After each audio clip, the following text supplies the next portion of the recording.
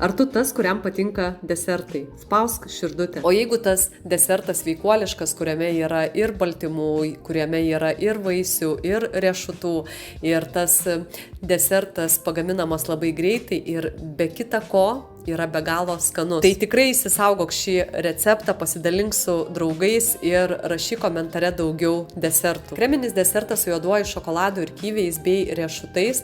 Tai desertas, į kurį įeina graikiškas natūralus jogurtas, riešutų sviestas, agavų sirupas, kakavos milteliai.